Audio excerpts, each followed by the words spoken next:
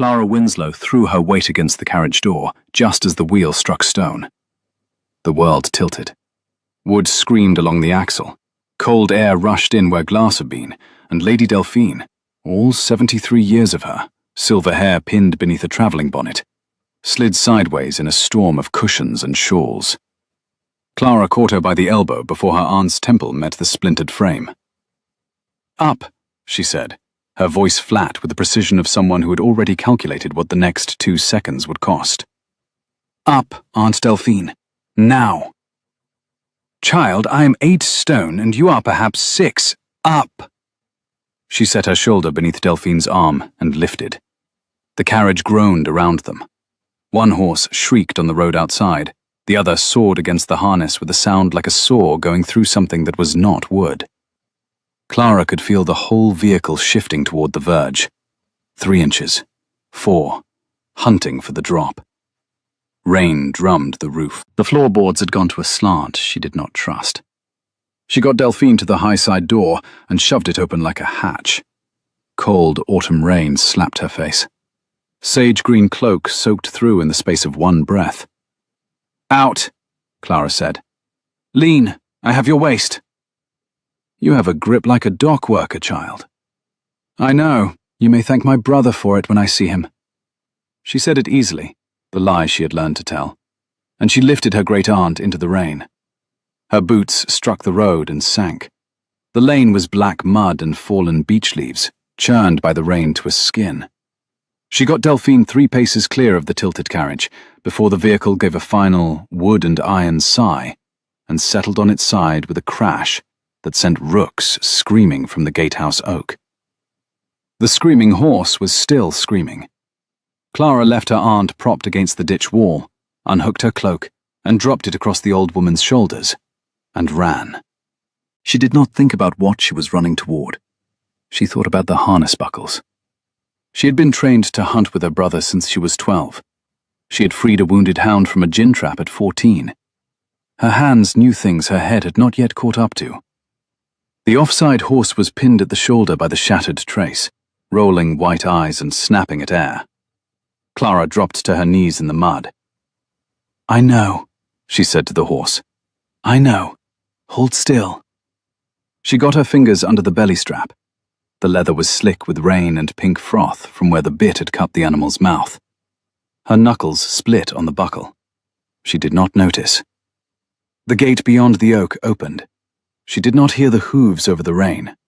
What she heard, finally, was a voice. Dark, pitched for command, arriving from behind her at exactly the volume that carries through storm. "Step back from the horse." "No," Clara said. Silence. Then the voice again, 1 half-step closer. "Madam, step back." "The strap is seized. If I leave it another minute, she will tear her shoulder out trying to rise. I have the angle. You do not. Stand by her head and keep her still." A pause, in which the universe briefly considered its options. Then boots. Good boots, heavy, cavalry-heeled, moved past her in the mud, and a hand she did not look at closed on the horse's bridle, with the calm weight of someone who had held far worse. Clara worked the buckle free. The horse shuddered and lay still. "There," she said, and sat back on her heels in the mud, and became aware, all at once, of her hair running water down her jaw, her split knuckles, and the man standing over her. He was taller than she had pictured from the voice, broad through the shoulders in a way good tailoring could only admit, not hide. Dark hair soaked to black. A line of pale, old scar tissue ran from the hinge of his jaw down under the collar of his greatcoat, grey eyes the colour of wet slate.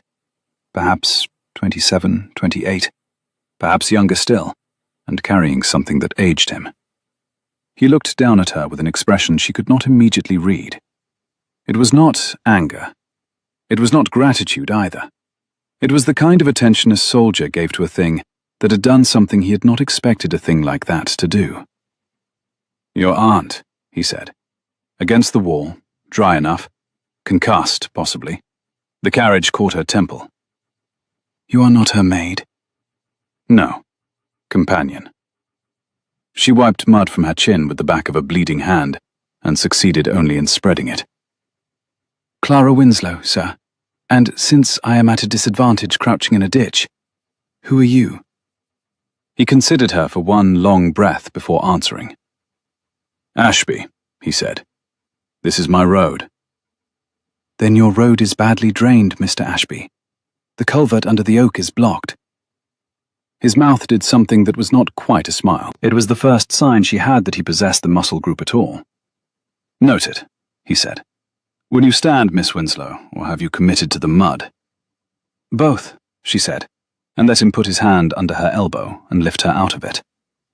His grip was a blacksmith's, the fingers of a man who had lifted things heavier than her for years. She felt the jolt of it all the way up the inside of her arm, and for a reason she did not examine, she did not let go when she found her feet. He released her. She released him. They stood in the rain. Men were coming up the lane at a run now. Stablemen, a groom, someone she supposed must be a steward, and the world came back in. Delphine was lifted. The horses were seen to. Clara was wrapped in someone else's dry coat and propelled, half numb, through the great gate and up a drive flanked by lime trees gone autumn gold. The rain thinned as they walked. The drive curved. Fallen leaves lay in drifts against the stone verges, amber and copper, and the deep wet red of the last of the beach. A cock pheasant ran across the path ahead of them, and the groom, without breaking stride, clucked at it, the way a man clucks at a small child who has strayed. Somewhere beyond the lime avenue, rooks were settling back into their oak after the disturbance of the fallen carriage, their argument carrying across the wet fields in the particular reedy note rooks used when they had decided the world was mostly safe again, but not entirely. The lime trees thinned, the drive widened. A pair of iron gates opened, and Clara, for a moment, stopped walking, because she had not expected the house. Ravenscar Hall rose at the end of it like a held breath. Grey stone, tall windows, a courtyard that had once held carriages in such numbers that 3 sets of grooves had been worn into the cobbles, now empty. A house that had been full once, and was no longer. Clara had time to register none of this before she was inside, and wet, and being told, politely, firmly, in the way servants in great houses told people who had not come prepared, that a fire had been made up in the blue room, and that her Grace's physician had been sent for, and that tea would be brought directly. Her Grace? Clara said. The housekeeper, a sturdy woman of 50-odd, keys at her waist, face kind but tired, turned her face away. Forgive me, miss, a habit from before.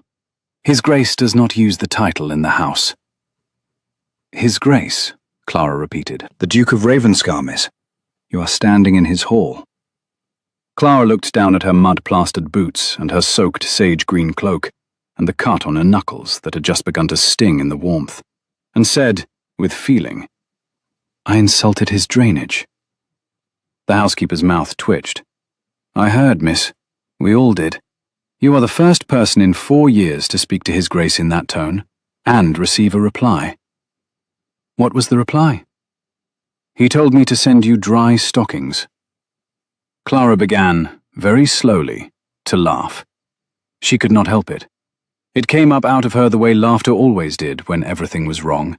Her cloak ruined, her knuckles split, her great-aunt upstairs possibly concussed, and a duke somewhere in this grey house who had just recovered her stockings. The housekeeper, Mrs. Pelham as it turned out, watched her laugh for a long moment. Something in her face eased. I am glad, Mrs. Pelham said, and she said it as though it cost her. I am very glad you are here, Miss Winslow. I am not here for long, Clara said, still wiping her eyes. Once my aunt is well, we go on to her sister in York. Mrs. Pelham did not answer this. She only nodded, as people do when they are being polite about a thing they know better than you do, and shepherded Clara up the broad staircase toward a fire and dry stockings, and a house that had not held a woman's laugh in it since the year of Waterloo. By the time Clara came down for supper, the rain had stopped and the wind had risen. and Ravenscar had arranged itself into a very particular kind of silence. It was not the silence of empty rooms. The hall had a full staff. She had counted 11 faces between the front door and the upper gallery. It was the silence of people stepping carefully around something that had once exploded. Voices dropped when she approached. Doors closed gently. A footman who caught her eye looked away as though he had been caught doing something improper. Delphine, thank God, was conscious. Bruised along the temple, with a cut that wanted 2 stitches and a pulse the physician had called spirited, given the circumstances. She was sitting up against 3 pillows in the blue room, scolding the housemaid for fetching the wrong shawl, and Clara kissed her forehead and left her to her dominion. "You will take supper with His Grace," Mrs. Pelham said, on the landing. Alone with him? In the small dining room, he asked. Did he? He asked, Miss Winslow. I should not make much of it, but he asked. Clara, who had only one dry gown in her entire luggage, and that an unforgiving amber muslin, rather too fine for the country, went downstairs. He was standing at the mantel when she came in, one hand braced on the marble, the other holding a glass he was not drinking from. He had changed into a dark indigo coat and a linen shirt open at the throat. In the firelight, the scar along his jaw was silver. He turned when she entered, and for a moment he did not speak, and Clara had the distinct and unwelcome experience of being looked at by a man who was remembering how to do it. Miss Winslow. Your Grace? You will call me Ashby in my own house. I am not in the mood for titles tonight. Your Grace, my aunt has raised me very carefully. I will manage Sir if pressed, but I cannot promise Ashby on the first evening. The corner of his mouth did that thing again. It was almost a smile. Sit, he said. She sat. The table was laid for 2 in a room meant for 20. The candles were new. Someone had cut late chrysanthemums for the centre, copper and bronze, heavy with the last of the garden. Someone had cared, even in the silence. He served her himself, which was irregular. He poured her wine without asking, which was worse. She did not protest, because she was hungry, and because she had spent the afternoon deciding that she would allow this man all the small irregularities he wished, until she understood what he was. You ride, he said, after a long pause filled by the sound of soup. I ride. Hunt. My brother's fault. He set me on a 14-hand pony at 6 and refused to let me down. Where is your brother now, Miss Winslow? Clara lifted her spoon, set it down, lifted it again. France, she said. Some part of it. He did not come back from Waterloo. The Duke's hand paused, very briefly, above his glass. My condolences. Accept it and set aside. I do not use them. I use the pony lessons. He looked at her for a long moment across the candles. You laugh about it, he said. It passes the time, Your Grace. Ashby. Ashby. He drank. She drank. The fire shifted in the grate and sent a shower of sparks up the flue. And she had the sudden, piercing impression that she had walked into this house by accident, and that it had closed behind her, and that she was not yet sure whether she minded. You will stay, he said, until your aunt is fit to travel. Yes. Mrs. Pelham will see to anything you require. Thank you. A silence. Ashby, she said. Miss Winslow. Your staff are frightened of you. He did not flinch. He did not set down his glass.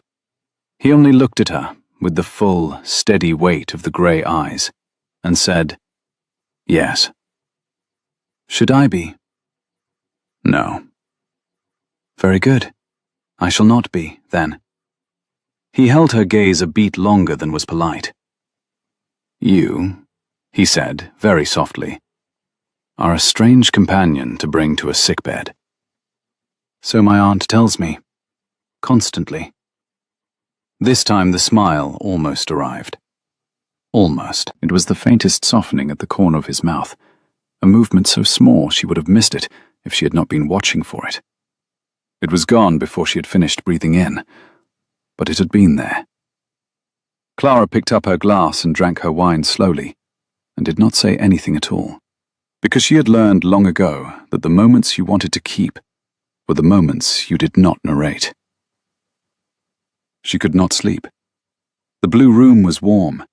The bed was hung with old embroidered curtains in faded peacock blue, and someone, probably Mrs. Pelham, had put a warming pan in it while she undressed. The quilt smelled of lavender and cedar. It was, objectively, the most comfortable bed she had occupied in 3 years of companions' rooms and second-best guest bedchambers.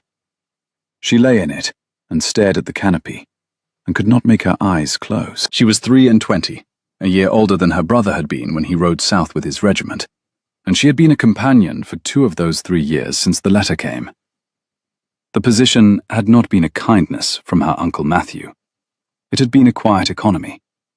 There was a living to be made from reading aloud to elderly relations in better houses than one's own, and Clara had made it, cheerfully and well, because the alternative was sitting in Hertfordshire thinking about Thomas. Movement had always been her answer to grief. Her Aunt Delphine had understood this before Clara had understood it herself, and had offered her travel and companionship, and, as it turned out, carriages that chose inconvenient roads. She had not expected the inconvenient road to deposit her here. The blue room was full of small disciplines of care. 3 clean candles on the mantel, a decanter of fresh water beside the bed, a pair of felt-lined slippers set by the hearth, sized by guess, but with a tolerance she appreciated. Whoever had prepared this room had prepared it not for a stranger, but for a guest, in the old-fashioned sense, a person one had meant to honor. It did not match the silence of the house. The house was too quiet. Not the quiet of sleep, the quiet of a house holding its breath. Somewhere below, floorboards shifted. A man walking slowly. Not retiring. Walking. At 1:30 by the long case clock in the gallery, she gave up. She found her wrapper, found her slippers, and went to find a book. The library at Ravenscar took up the entire east wing of the ground floor. She had not seen it in daylight. At 1:30 in the morning, with a single branch of candles burning on the great desk, and a fire sunk to embers in the marble grate, it was the kind of room that made you forget what you had come in for. Books from floor to ceiling, a ladder on a brass rail, 3 long windows with the shutters drawn, 2 wing chairs by the fire, a globe larger than a child. Maps unrolled across the desk. Not old maps, recent maps. Estate maps. Tenant boundaries, drainage channels, stands of timber. He had been working. He was still working. He looked up from the desk as she came in, and it was very evident that he had not expected her, and also that he was not going to tell her to leave. "I could not sleep," she said. "No. I came for a book." "Take one." She did not move. He did not move. They considered each other across the length of the library. "Your drainage," she said. "You're fixing it." "I am considering fixing it." "May I see?" He hesitated. She watched him do it, the small, brief recalculation of a man unused to another person in the room when he was thinking. Then he gestured her forward. She crossed to the desk in her wrapper, and did not feel the impropriety of it, because there was nothing improper in him. He moved the candlestick closer. He did not touch her. He did not stand too near. He angled the top map toward her, and let her read. She read for 3 full minutes in silence. "The Oak Gate Culvert," she said at last. "That is where we came off today." "Yes." "You have marked 6 others like it." "Yes." "May I ask something impertinent?" "You have been impertinent since you arrived, Miss Winslow. You need not ask." "Why are you doing this at 2 in the morning?" He was quiet for so long she thought he would not answer. Then he reached over her shoulder and tapped one point on the map, a cluster of small rectangles in the South Valley, Cottages. "Because these flood," he said, "if the culverts do not clear before the November rain. And it is October." "How many families?" "9. "And if you do not clear them?" "They move into the village. The old man loses his workshop. The widow loses her hens." "I am trying," he said, in the same even voice he had used at dinner. "To keep my people breathing, Miss Winslow. I am not always good at it, but I am trying." Clara did not answer. She looked at the map. She looked at his hand still resting beside it, broad, scarred across 2 knuckles, utterly still. She looked up at his face in the candlelight, and she saw, for the first time, what the feared Duke was. He was a man who had been given too many lives to keep, and was afraid, every hour, of dropping one of them. She closed her hand over his, very briefly. 1 heartbeat. 2. Then she took it away. "If you will show me the ledgers," she said, "I will make you a schedule. I have done worse for my uncle's tenant farms. 9 families in 3 weeks, if you lend me a clerk and a horse." He looked at her as though she had said something in a language he had almost forgotten. "Why?" he said. "Because my aunt will take a fortnight to travel," Clara said, "and I do not sit well, Ashby. It makes me dangerous." This time the smile happened. It was very small, and it was very tired, and it did not reach his eyes. But it happened. For 1 whole second of that October night, Ravenscar Hall contained a duke who was smiling at a woman in a wrapper over a drainage map. And nothing, for that 1 second, was wrong at all. The next day she stopped waiting to be invited, and simply began. "Mrs. Pelham." When Clara presented herself at 7 in the stillroom and asked for the household ledgers and a list of the tenants and the dairy schedule, put her hand against the doorframe, and made a sound that was almost laughter and almost tears. "Miss Winslow," she said, "bless you." "It is a fortnight, Mrs. Pelham. It is not a rescue." "It is both," Mrs. Pelham said. They sat together at the stillroom table for 2 hours. The ledgers came out. Clara made notes. She asked about cottages. She asked about the dairymaid's brother who had been let go. She asked about the October rents, which she gathered had been half collected, and then abandoned when his Grace had ridden out toward a neighbour's fence 2 weeks ago, and not returned until dawn. She did not ask what he had been doing. She did not need to. By the end of the 2nd day, she knew the name of every tenant on Ravenscar land. The South Valley cottages were sound and wanted only the culverts clearing. Old Mr. Rigby's workshop had a cracked lintel, but a good roof. The widow Barton kept 17 hens, 2 geese, and 1 extremely opinionated gander. There were 23 children under 14 on Ravenscar land that autumn, and 4 of them, the Lester twins and the Miller boys, would need shoes before the frost came in, because the cobbler in the village had been short-worked for 2 years, and their parents had been saving up the worn pairs longer than was kind. Clara wrote it all down. She wrote it in the back of her own travelling Bible, because no one had given her a notebook, and she had come to Ravenscar expecting to read aloud to her aunt, and had not expected to audit anything. By the end of the 3rd, she had begun to turn up in rooms where she was technically not required. She appeared in the kitchens at 6 to ask about the bread. She appeared in the stables at 10 to thank the groom who had steadied her off-horse the day of the accident. She appeared at the edge of the servants' hall at supper one evening, carrying a tray of pears from the orchard, because she had been in the orchard, and there had been pears, and no one had thought to bring them in. The orchard itself was a small revelation. It lay on the south side of the kitchen garden, ringed by an ancient brick wall that had gone soft at the top with moss. 7 old trees, heavy-branched, still bearing in this late October, russets and a handful of late pears, and 1 enormous Branley that had already dropped half its fruit into the long grass.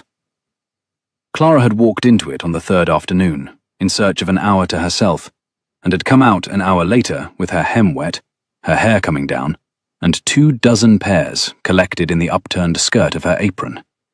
She had not walked in a walled orchard since the year before Thomas went south. She had not realized, until she walked in one, how much of her had needed to. Little domestic economies revealed themselves as she moved through the days. The linen cupboard at the top of the east stair held sheets embroidered in a hand Clara did not recognize. Not the housekeeper's, not any she had seen in the letters or account books. Mrs. Pelham, asked in passing, said only that they had been the late Duchess's work, and that His Grace had not asked after them in 2 years, and that perhaps the time had come to use them again. Clara said perhaps it had.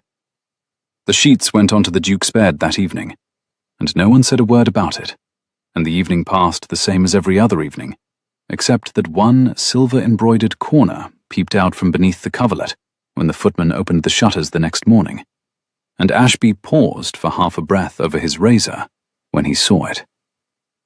Ashby watched her do it. He did not comment.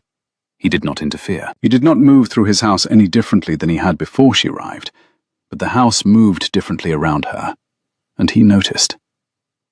In the 4th morning, she wore an amber muslin day gown, the color of the lime tree leaves outside the windows, and a footman paused with a tray half lifted off a sideboard, because the light from the south casements had struck her hair, and he had briefly forgotten what he had been carrying. Clara thanked him by name for his steadiness with the tray. The footman set down the tray. The footman did not, in the course of the afternoon, forget anything else at all, though his ears were rather pink for an hour.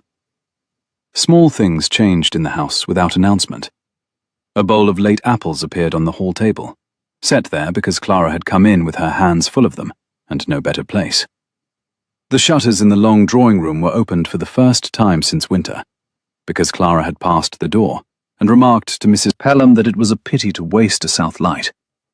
The grey cat that lived in the muniment cellar, Clara had not yet seen the muniment cellar, but she would, appeared in the kitchens at dusk, for the first time in 3 years, and allowed the scullery maid to scratch its ear. The scullery maid wept, discreetly, into a clean cloth. No one asked her why.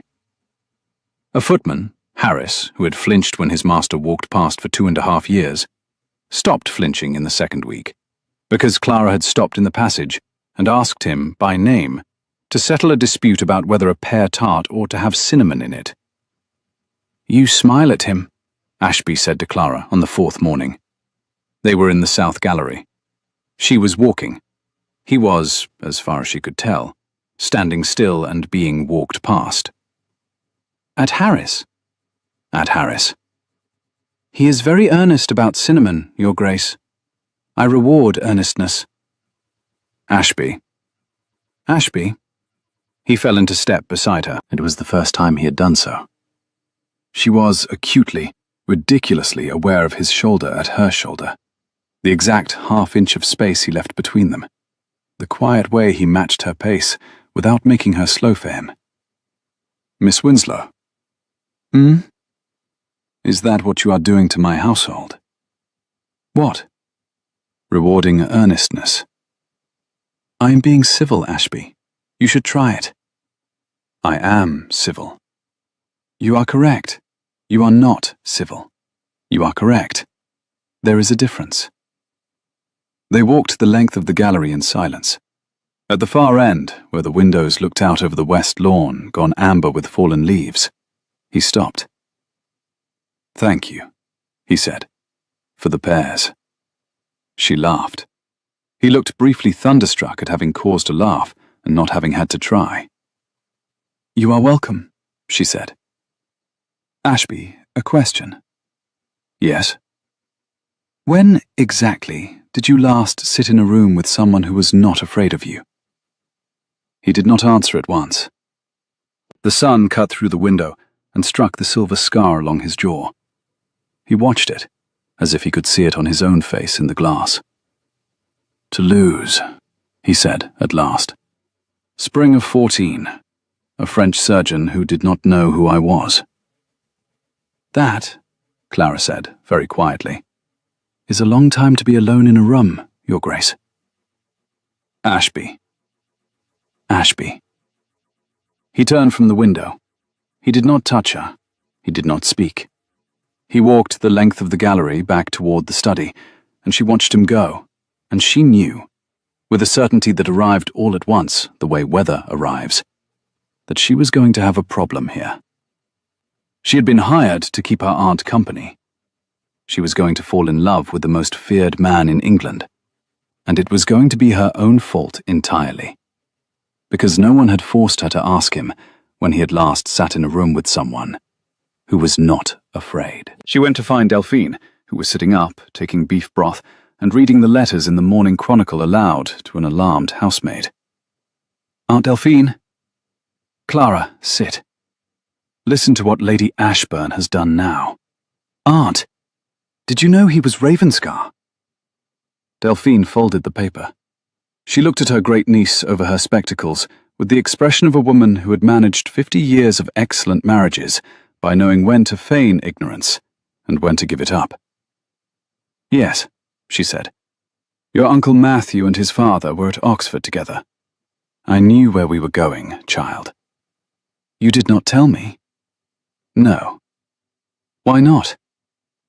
"Because," Delphine said, "I wanted him to meet a woman who did not know who he was before she met him." Clara sat down on the edge of the bed. "Aunt Delphine?" "Yes, dear." "Did you stage a carriage accident?" "Certainly not. I am 73 and I could have broken my neck. I merely chose an old road I had not travelled in 11 years, at a season of known bad weather, in a carriage that was not my freshest. You managed the rest." Clara put her face in her hands. "I am going to say something impertinent, Aunt." "Do." "You are a menace." "I know, child." Delphine patted her on the knee and returned to the paper. She first heard the name Denton on the evening of the 9th day. She was in the South Library with Ashby. She had begun to sit there in the evenings, after Delphine was settled for the night, with a book of her own and one of the household ledgers for company. He worked at the desk. She read by the fire. They did not speak for hours at a time. It was the most companionable silence she had ever shared with anyone. That evening, a letter was brought in on a silver salver. Ashby broke the seal, read one side, read the other, and went very still. Clara, who had been reading the same sentence for 4 minutes because the fire was warm and the evening was long, and she was tired in a contented way she had not been tired in years, set her book down. "Bad news." "A cousin," he said, "is coming to visit." "Which cousin?" "Denton, third in line to the title. A great favourite of my mother's before she went, and mine, before he was not." "I take it," she said carefully, "that you did not invite him." "No." "When does he arrive?" "He is 40 miles off. He arrives the day after tomorrow." She watched him fold the letter and slip it into his breast pocket and stand. His face had gone to the expression she had seen on the road. Not anger, not fear. The flat attention of a man looking at a thing that might be about to unmake him. "Ashby." "Miss Winslow." "Tell me." He did. Not all of it. Enough. A cousin who had managed the Ravenscar estate during the 3 years Ashby had been on campaign. A cousin who had, during those years, taken liberties with the accounts, small ones, then larger, that Ashby had discovered on his return and declined to prosecute, because to do so would have required exposing the family to a court, and the family had already been exposed to enough. A cousin who had, accordingly, spent the 2 years since Ashby's return telling a different version of the story in the drawing rooms of London. That the young Duke had come home from the war broken, that he could not manage his own affairs, that he had accused his own kin to cover his own failures, that, most lethal of all, most quietly poisonous, something terrible had happened under Ashby's command in Portugal that no one would speak of, because the men who had been there had not come home either. The last part, Ashby said, looking at the fire. "Is it true," Clara said, "that something terrible happened under my command?" "Yes." He considered her across the room. She had the sense, again, of being looked at by a man who was deciding what to trust. "Yes," he said, "it is true. The story Denton tells is not." "What is the story Denton tells?" "That I ordered a charge against Sense and lost 70 men. "And the true story?" He was a long time answering. "My commanding officer," he said, "ordered a charge against Sense. I could not refuse the order. I could choose how to carry it. I led from the front. I did not lose 70. I lost 9. The other 61 were lost by the 2nd Regiment, under another command 2 hours later, because the first charge had not dislodged the position, and a second was ordered with the same plan." "And you carry the 9? "I carry all 70, Miss Winslow. The 9 are my burden. The 61 I cannot set down, because the man who commanded them was my friend, and he did not come home. And if I tell the full story, I dishonor him. So I tell nothing. And Denton," he said very quietly, "tells everything, and has been telling it for 2 years, in every drawing room he can enter." She was quiet. "Ashby." "Yes. I'm going to say a thing. I'm going to say it once, and I'm not going to say it again. And then we will go back to our books, yes?" "Yes. You did not fail those men. You are failing yourself." He did not speak. "And I have known you 9 days," she said. "In 9 days, I have watched you stay up till 2 in the morning, trying to keep 9 families above the waterline, and you have not mentioned it to a soul in this house. Your servants are frightened of you, because you have not permitted yourself to be kind to them in 2 years. And you have not permitted yourself to be kind because you think you do not deserve to be anything but what you are. You are wrong, Ashby. And if your cousin comes here with a smile and an edge in his pocket, I will not let him use it on you in my presence. I warn you of this. It is not a thing I can help." She picked up her book. She put it down. She put her hands flat in her lap to stop them trembling, and she looked at him. And she waited. He crossed the room in 4 strides. He did not touch her. He went to one knee in front of her chair, a thing he would have done for a horse, a wounded man, a child. A thing he would never in his life do for a woman of quality in a drawing room. He rested his forearm on the arm of her chair, and his face was level with hers, and he said, with something in his voice she had not heard before, something breaking under the even tone like ice cracking in deep water, "Miss Winslow." "Ashby, I have no idea what to do with you." "Start with, 'Thank you,'" she said, and she was half laughing and half not, and her hand, she saw it happen as if from somewhere outside herself, reached out and rested against his jaw, right along the line of the silver scar. He closed his eyes. He did not lean into her hand. He did not move away. He held perfectly still, like a man holding a thing he was not sure he was permitted to have, and she felt his breath go out of him and come back in, shakier than it had gone. "Thank you," he said, very softly. "You are welcome." She took her hand away. He rose. He crossed to the fire. He placed his palm flat against the marble of the mantel, as he had the first evening, and he stood there for a long moment, with his back to her, and she could see his shoulders working through the good wool of his coat. "Miss Winslow." "Yes, Ashby." "Denton is dangerous." "I do not doubt it." "You will be gone from here before he arrives." Something cold went through her. "What?" "I will send you to London," he said, still facing the fire. "To your uncle's house, tonight or tomorrow. Mrs. Pelham will see to your aunt. She is well past the worst of it. You do not need to be under this roof when he comes in." "Ashby, no. Miss Winslow, you are not sending me." He turned. His face had gone back to the road face, the flat, soldier attention, the man who had lifted her out of the mud as if she were light. "I am," he said, "sending you." He had her trunk packed by dawn. She did not see him do it.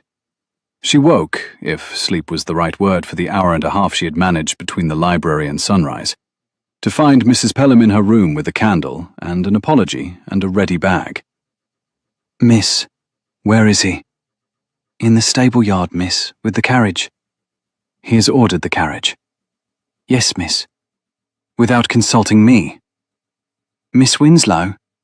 Mrs. Pelham looked, for the first time since Clara had met her, as though she might actually be angry about something. "He is trying to keep you safe. It is the first thing he has tried to keep safe in 2 years that was not an estate. Please, be angry later." Clara dressed in silence. She did not dress in the amber muslin. She dressed in the travelling gown, a deep moss-green wool, high-necked, the kind of gown a woman wore when she meant to be taken seriously by coachmen and innkeepers and men at the ends of long roads. She let Mrs. Pelham pin her hair. She did not speak. She went up to see Delphine before she went down to the yard. "He is sending me to Uncle Matthew's," she said. Delphine, who had been forewarned by Mrs. Pelham and was sitting up with an expression Clara could not read, said only, "Yes." "Do you require me to stay?" "No, child. I am fit for travel in a week. Mrs. Pelham and I have been old friends since you were a kitten. I will go on to York as arranged." "I see." "Clara." "Yes, Aunt." "Go down to the yard. Say what you mean to say. Do not go to London until you have said it. I will not speak to you again if you go to London before you have said it." "Aunt." "Go." She went. The courtyard was grey with pre-dawn light. The carriage, his, not her aunt's, stood at the mounting block with a pair of greys in harness and a coachman on the box who was studying the cobbles with the intensity of a man who had been told to be somewhere else in his head. Her trunk was already strapped on. Ashby stood at the open door. She walked across the cobbles. Her heels rang. The grooms melted backward into the stable arch. He did not look at her until she was 3 paces from him. Then he did. Grey eyes. The same grey eyes. A face that had not slept. "Miss Winslow." "Your Grace." "Ashby." "No, Your Grace, not today. Today you are sending me to London without my consent. Today I am going to observe the proprieties. Good morning, Your Grace." His jaw tightened. He opened the carriage door wider. He offered her his hand. She did not take it. She stepped up on her own, on the block, and ducked into the carriage, and sat with her spine straight against the velvet squab. She arranged her skirts. She set her gloved hands on her knees. She looked straight ahead. He closed the door. He stood beside the carriage for 1 breath. 2. She did not look at him. Then he stepped back, and she heard his boots on the cobbles, and she heard him say to the coachman, she heard him say it, in the measured voice of a man giving the last order of a campaign. "Hold a moment." And the boots moved away from the carriage, toward the house. He was walking back to the house. He was not going to say goodbye. He was not going to speak. He was going to turn and walk inside, and she was going to be driven out of the gate. And that was the last of it. All of it. The library and the maps and the pears and his hand at her elbow in the mud. She leaned to the window. She put her hand on the frame. She said 1 word. "Stay." It was not a question. It was not a plea. It was the quiet, exact opposite of the word he had just given the coachman, and she said it to his back, across 8 yards of cobbles in a grey October dawn. And the moment it left her mouth, she knew 2 things. She knew she had never said a truer word in her life, and she knew he had heard her. He stopped. He did not turn. The coachman, 40 feet away, did not breathe. "I am trying," Ashby said to the courtyard, "to keep you breathing." "Stay." She said it again. She did not say anything else. She did not decorate it. She did not explain. She simply said the word, and she watched his shoulders. Good wool, scarred man, 2 years of silence. and she waited. He turned. He crossed the cobbles in 4 strides, the way he had crossed the library. He opened the carriage door. He looked at her in the grey light, and his face had changed. The road face was gone. Something else was there. Something unarmed. Miss Winslow. Ashby, come out of the carriage. Say please. Please. She came out of the carriage. He did not take her hand this time. He put his arm behind her shoulders, as if she were made of something breakable, as if she might yet fly away, and he walked her back across the yard to the house. Mrs. Pelham, who had been watching from the morning room window, burst into tears. The coachman, who had been holding his breath for approximately a full minute, exhaled like a bellows. The grooms looked at one another. One of them actually laughed, out loud, for the first time since Waterloo, and then looked horrified at himself, and then looked pleased. At the door of the hall, Ashby stopped. He did not take her inside at once. He stood with her in the portico, looking down at her with the grey eyes, and he said, quite low, for her only, "Miss Winslow." "Why?" "Because," she said, "I do not sit well, Ashby, and I do not leave well either. Not from places I have begun to belong in. Denton can come. I am not afraid of Denton. I am afraid of this house going quiet again. Do not send me out of it." Clara. It was the first time he had used her given name. She did not answer. She put her palm flat against the lapel of his coat, over his heart, and she felt it, through the wool, through the waistcoat, through whatever else he wore, beating very hard and very steadily, the way the heart of a horse beats when you have got the buckle free. "All right," he said. "All right." He took her inside. Denton arrived the day after tomorrow, as promised, at 3 in the afternoon, in a travelling coach the colour of red wine, drawn by 4 matched blacks, and driven at a speed more suited to a London thoroughfare than a country drive. He stepped out onto the gravel in a coat of deep plum velvet, fair hair cut in the new Parisian style, a face that would have stopped traffic at Almack's. He was, Clara conceded privately, beautiful. He was also the first man she had met at Ravenscar who smiled before he had a reason. "Cousin," Ashby said on the steps. "Cousin," Denton said, and embraced him. Ashby allowed the embrace, in the way a man allows a dog to jump up at him. "And who?" Denton stepped back, found Clara behind Ashby's shoulder, and lit up as though he had found a present on his pillow. "Oh, who is this?" "Miss Clara Winslow," Ashby said, "my great-aunt's companion." A companion? How delightful. Denton took Clara's hand before she had decided whether to offer it.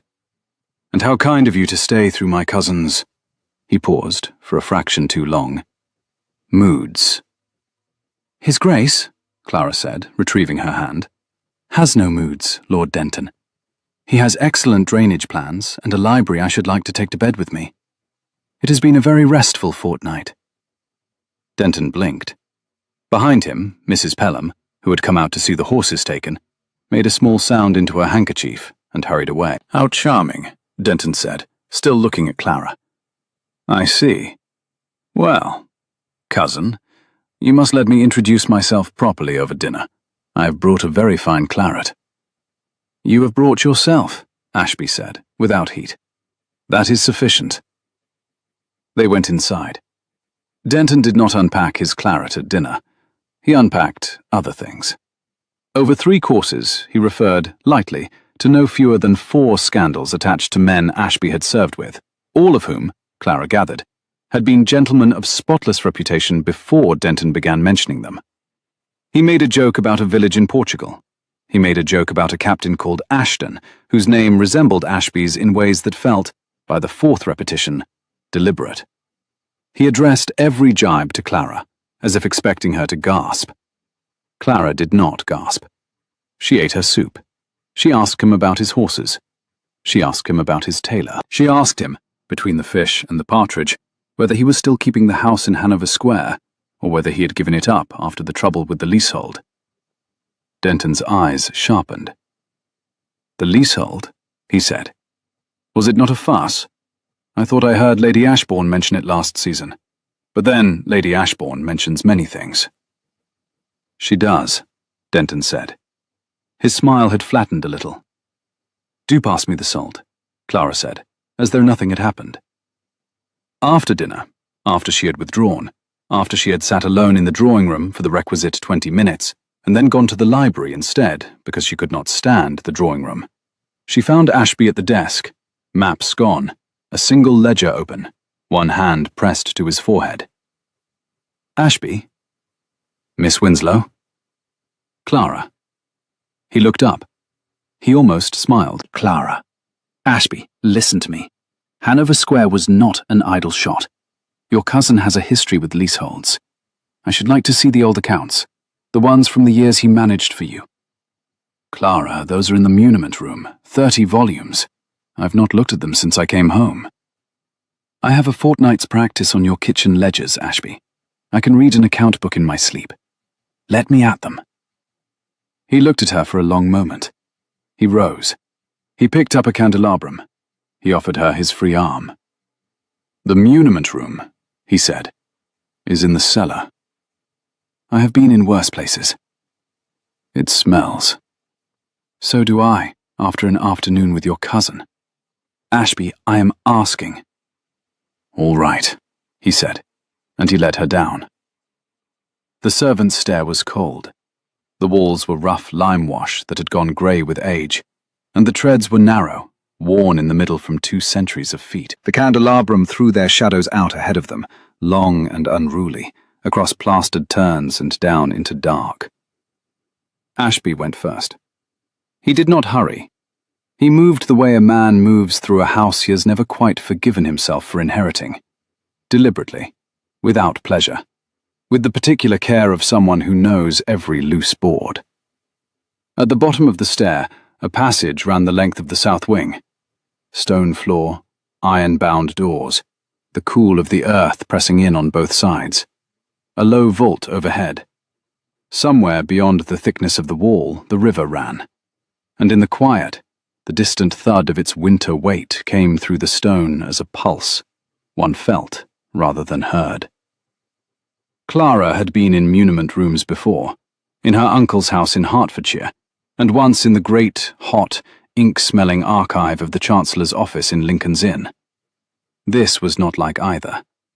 This was the cellar of a house that had held its property secret for 400 years, and it held the silence of a thing that did not often consent to be seen. Ashby lifted the iron latch of the third door on the left. The hinges made a small, civilized sound. Inside, a single stone slab served as a table. 3 walls of shelves, an oil lamp on a bracket, 1 chair. The muniment room was cold. It was stone-floored. It smelled of linen and old ink and the particular dust of undisturbed paper. And it held 31 bound volumes of estate accounts in calf and green cloth. Clara set her candelabrum on the slab in the middle and cracked open the first volume Denton's hand had touched. By 3 in the morning, she had it. Ashby. He had fallen asleep in the single chair, boots crossed at the ankle, head fallen slightly to one side, looking more like a large, tired boy than any duke Clara had ever pictured. She was a small and specific kind of furious at having to wake him, and a larger and more specific kind of glad that he had slept in her presence at all. Ashby. She put her hand on his shoulder. He came awake in one piece. Soldiers waking, no start. Clara. Look at this. He looked. A page of careful script, a column of figures, a second page, a third. What am I looking at? Timber sales. 3 stands of oak from the South Wood, sold in 12, 13, and 14, while you were abroad. The money was entered to the estate accounts. The receipts, however, are in a different hand. Denton's hand. I have compared. And if you turn to this second ledger, this one, the one with the red spine, you will find that the amount recorded as received from the buyer is £700 less than the amount the buyer's own estate records show him as having paid. Silence. Over 3 years. Over 3 years, Ashby. He took approximately £2,100, and that is only the timber. I have not yet begun on the rents. Clara. I am not done, Ashby. I am going to be a thorough little nuisance until dawn. But this alone, is provable. The buyer is still alive. His records exist. We can ask him. Ashby put his face in his hands. When he lifted it, he was almost laughing. She had never seen him laugh. It was the quietest laugh she had ever heard. A single huff of breath and one shake of the shoulders. And it was the most satisfying thing she had witnessed in her entire life. You, he said, are a menace. My aunt has been telling me so for 26 years. I was waiting for confirmation. Clara, come here. She came. She thought for a moment he was going to kiss her. He did not. He put his forehead against hers. Just that. His hands on her shoulders, steady. His breath on her mouth. His eyes closed. For one long moment, they stood in the cellar of Ravenscar among 30 volumes of his cousin's thefts. And he did not kiss her. And she did not turn her face up for it. And it was somehow more, not less, for being withheld. Not here, he said. Not now. I will not have our first one in a muniment room, Clara, of all places. Ashby? Yes. You thought about it. I have thought about very little else, in point of fact, since the word stay. I found it inconvenient. She laughed, against his forehead, into the cold, dusty air of the cellar. Work first, she said. Kisses later. Work first. They worked. Lady Ashburn's harvest ball was held 3 nights later at Ashburn Court, 6 miles south, and the entire country went.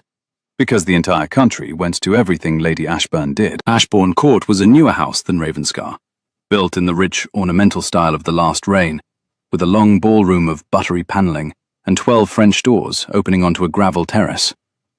3 great chandeliers hung the length of the room, each carrying 4 dozen candles, and by 9 o'clock, the air inside smelled of beeswax and roses, and the faint, pleasant sweetness of port spilled on wool. A string band played from a dais at one end. A footman circulated with champagne coupes on a tray so heavy he walked slowly and gravely, as though bearing a sacrament. Lady Ashburn herself stood at the head of the room in violet silk and a collar of amethysts the size of walnuts, receiving the county with the satisfied expression of a woman who had, after considerable planning, assembled exactly the cast she wanted for an evening she had every intention of enjoying. Clara, entering on Ashby's arm, took 2 steps into the ballroom and understood that she was the only thing in the room that was not polite. Clara had been persuaded, by Delphine, by Mrs. Pelham, and finally by Ashby himself, to accept an amber gold silk gown that Delphine produced, in a frankly suspicious manner, from a trunk she had insisted was full of old linens. The gown fit Clara as though it had been made for her, which, on reflection, it almost certainly had been. Delphine, it turned out, had been preparing for this ball since approximately the week before the carriage overturned. Aunt Delphine. Yes, dear. I am going to say another impertinent thing. Do. You are still a menace. I know, dear. Stand still, you will ruin the shoulder seam.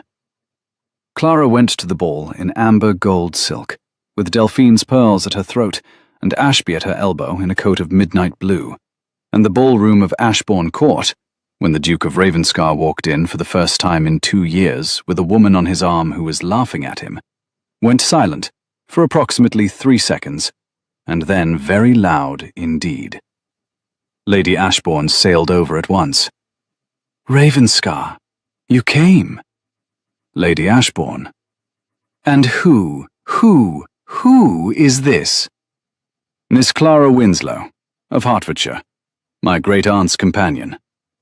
A companion in that gown? Oh, my dear girl, we are going to be friends immediately. Come.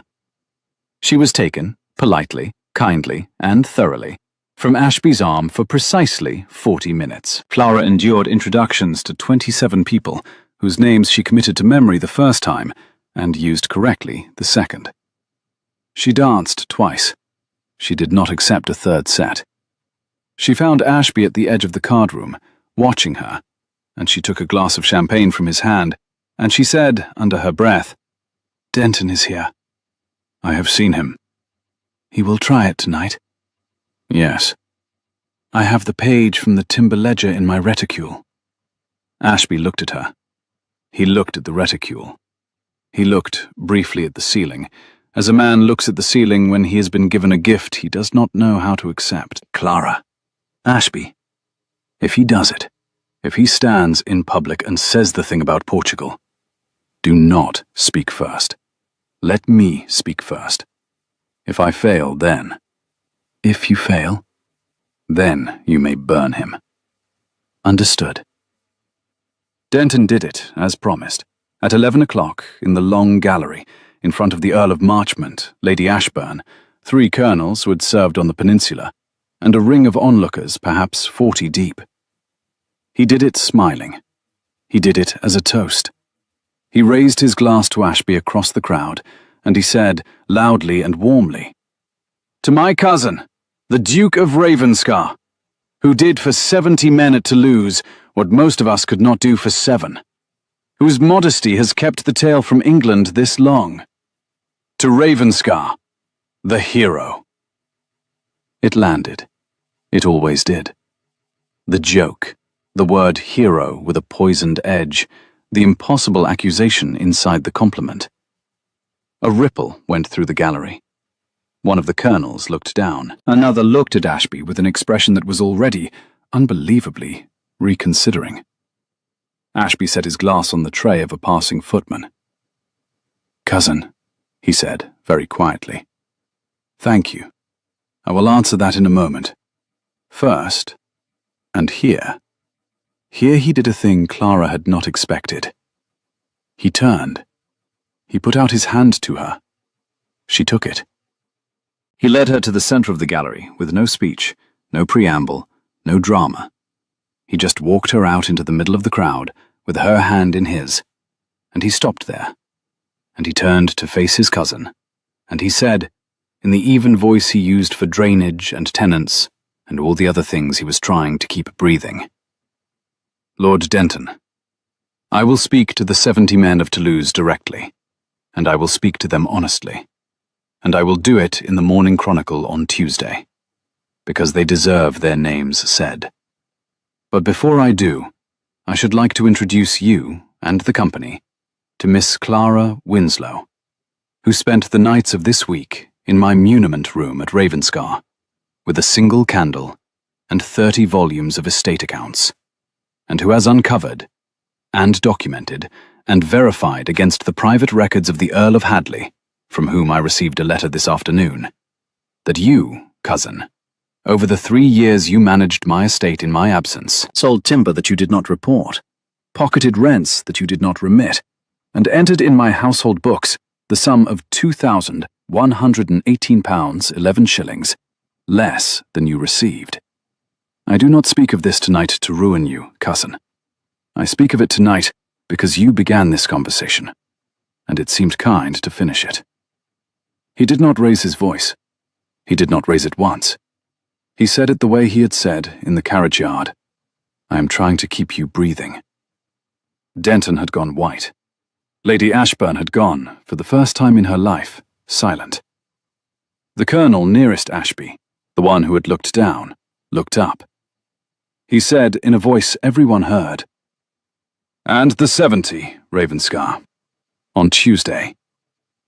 "On Tuesday," Ashby said. "I was at Toulouse," the colonel said. "My regiment came in behind yours. I will write to the Chronicle on Wednesday." "Thank you." "And I," said Lady Ashburn, recovering, and recovering magnificently, "will be having a very long talk with your cousin, Ravenscar, about his welcome in my house. Denton, walk with me. Now." She took Denton by the arm in a grip that brooked no argument and removed him from the room. The gallery broke into sound. Ashby did not move. He stood with Clara's hand in his, and he looked down at her. Amber gold silk, pearls, laughing eyes. The kind of laugh that was not quite sure whether it was a laugh or something else. And he said, for her alone, beneath the cover of the band striking up again, "Miss Winslow, Ashby, will you marry me?" At Lady Ashburn's ball, in the long gallery, in front of 3 colonels. Yes. Ashby? Yes. Yes. He lifted her hand. He kissed her gloved knuckles, in full view of the gallery, not as a gentleman kisses a cousin, but as a man kisses a woman he has been, against all plans, quietly in love with since the mud of a road by a blocked culvert. And the gallery, the entire county, in its jewels and its feathers, and its prejudices, and its sudden delighted appetite for a new story, approximately lost its mind. They rode home together. It was after midnight. The moon was full. The road from Ashbourne Court to Ravenscar ran under the same avenue of lime trees, amber gold by day, silver by the moon. Clara had taken off her gloves. Ashby had taken off his. Their hands were closed together on the carriage seat between them, and neither of them had spoken for a mile. "Clara." "Yes?" "I owe you a great deal." "No, you do not." "Clara." "Ashby, listen to me. I have been listening to you owe things for 3 weeks. I will not marry a man who owes me anything. You owe me nothing. I came to your house by accident. I stayed by choice. I read your cousin's accounts because I am a nuisance. And I said the word I said in the courtyard because it was true. That is the sum of it. No debt. Do you understand?" He was quiet. "I understand." "Say it back to me, Ashby. I am marrying a man who owes me nothing. Say it." "I owe you nothing, Clara." "Thank you." She leaned her head against his shoulder. They rode the last 2 miles in silence, and the silence was the first silence at Ravenscar that was neither frightened nor angry nor waiting. It was the silence of 2 people taking up residence in the same quiet. At the house, he handed her down. He did not let go of her hand. "Clara." "Ashby." "I would like," he said, with the careful formality of a man handling something breakable, "to kiss you now, if you will permit." "If I will permit?" "Yes." "Ashby, oh, Ashby." She stepped into his coat as though it had been waiting for her, and he put his arms around her in the cold of the portico, and he kissed her. Not a muniment room almost kiss, not a hand at the lapel, but the full and proper and long-delayed thing. His mouth warm, his hand cradling the back of her head as though her skull were the delicate instrument of his entire life's work. Her pearls cool against his waistcoat, his breath catching once in the middle of it. When she came up for air, she found she was laughing, helplessly, against his mouth. "What?" he said, very softly. I was just thinking. Mrs. Pelham is watching from the morning room window again." "Mrs. Pelham," Ashby said, without turning to check, "has wept into her handkerchief twice this week. She may do it a 3rd time. She has earned it." "Very well. Clara?" "Yes?" "Stay." "Yes." He kissed her again.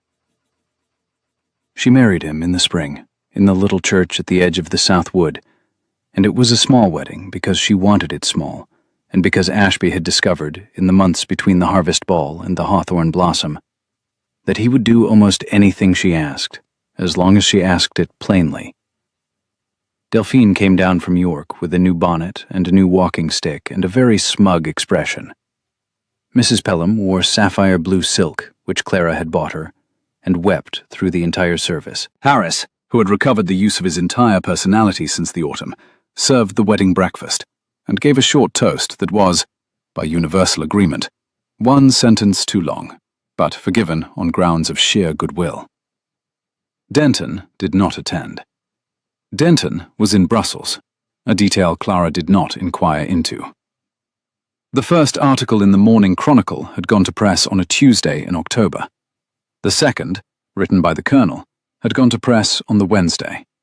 The third and fourth, unprompted, written by other men who had been there, had gone to press the following week.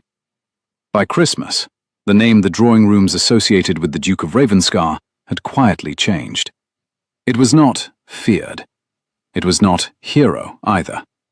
It was, in a manner difficult to define, the name of a man whom one would wish to have stand next to one in a bad moment. Clara did not read the articles. She had lived through the ball. That was enough.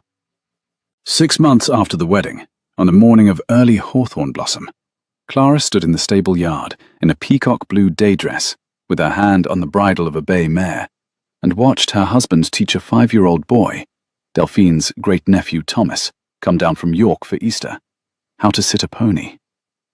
Ravenscar in May was a different house. The cobbles still rang the same, and the grey stone still took the morning sun without warming to it in the way newer stone did. But the flower beds along the south wall were fat with hyacinths, and the climbing rose that Clara had coaxed back to life in March had decided, for reasons known only to itself, to throw out a single absurd early bud.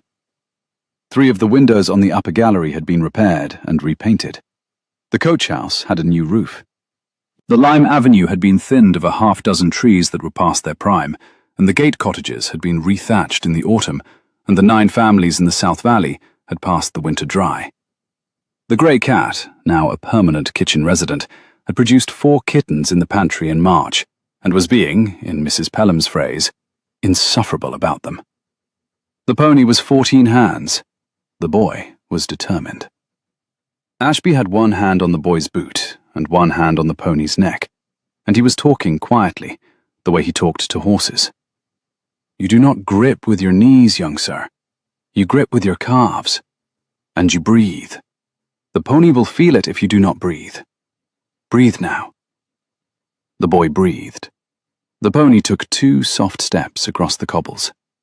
The boy, Thomas, named for her brother, laughed in sheer joy.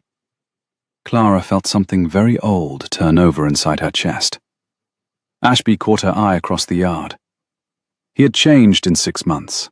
Not much. He still wore indigo. He still ate his toast in the same careful way. He still rose before dawn, though the maps on the desk now had her hand on them as often as his. But there was something in the corners of his face that had gone easy. Permanently, she thought. Permanently. And when he smiled at her across the yard, over a laughing boy on a bay pony in the light of May, it was not the ghost smile of the first dinner. It was the whole thing. He walked over to her. He took her hand. Your nephew, he said, is going to be an absolute horror in about 8 years. Yes. I look forward to it. Yes. He lifted her hand. He kissed her palm. He laid it against his jaw, along the line of the silver scar, the way she had laid it the first night in the library, and his eyes were the colour of a clear October morning, and nothing else. Clara. Yes. Stay. Always. And she laughed, the full, warm, audible laugh. The laugh that had first arrived in the entrance hall of Ravenscar, with mud on her boots and wet hair, and nothing left to lose. And it rang off the cobbles, and it rang off the grey stone, and it rang through every open window of the house. And the house, which had been silent for a very long time, and then had been loud with a different kind of silence, and then had begun, slowly and then all at once, to ring with the sound of a woman laughing in its halls, heard her, and held the sound, and rang it back. If you have ever said one word to someone at exactly the right moment, and felt the whole shape of a life change with it, tell me in the comments. I love hearing your stories. Subscribe for another this weekend, and sleep well tonight.